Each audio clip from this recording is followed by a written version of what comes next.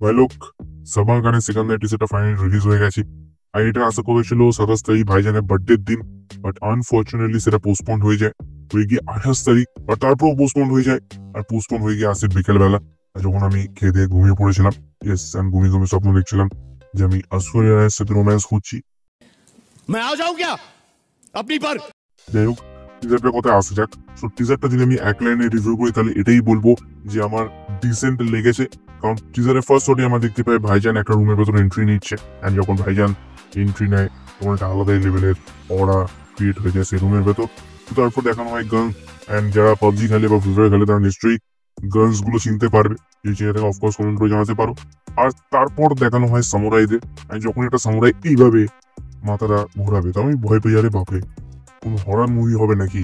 কারণ সেই সিনটা সত্যি অ্যাকচুয়ালি ভয় ঢুকিয়ে দেওয়ার মতন। বাট তারপরেই সেই সব সামুরাইরা তাদের লাইফে শেষ ভুলটা করে ফেলে, কারণ তারা ভাইয়ের সাথে পাঙ্গা নিয়ে নেয়, আর তারপর ভাই তাদের জান বার করে দেয়। এই টিজারের ভেতর একটা ডায়লগ আমরা শুনতে পেয়েছি, আমি বহুত লোক মেরে পিছে পড়ে বাস মেরে মরনে কি দেরি।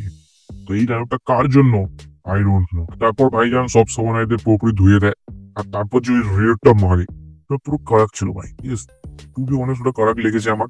আই মিন পুরো কুল শট যদি হিসাবে থেকে থাকে তাহলে ওই রিলোড মারা সিনটা ওকে, ওটা একেবারে চাঙ্গা লেভেলের শট ছিল। আর টিজারটা দেখে তো এটা স্পষ্টভাবে বোঝা যাচ্ছে যে এই টিজারটা একটা সেট ফেলে শুট করে নেওয়া হয়েছে, কারণ এটা সিকান্দার মুভির কোনো পার্ট হবে না।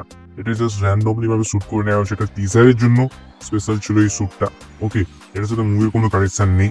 বাট আমার এখন অতি বড় কোশ্চেন হচ্ছে এটাই যে সলমান খান এই বয়সে কি সেরকম লেভেলে অ্যাকশন করতে পারবে। যেমন ফার্স্ট যখন এই যে অ্যাকশনটা উঠেছে, সলমান খানের অ্যাকশনগুলো এমনভাবে কোরিওগ্রাফ করতে হবে যেটা দেখতে স্টাইলিশ হবে, যেগুলো দেখতে মাসি টাইপের হবে।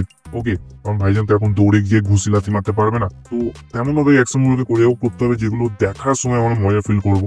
বাট এটাতে তেমন কোনো অ্যাকশন ছিল না যেটা দেখে আমি সিরিতালি মারবো বা জলদি এক্সাইটেড হয়ে যাবো সিকান্দার মুভির জন্য।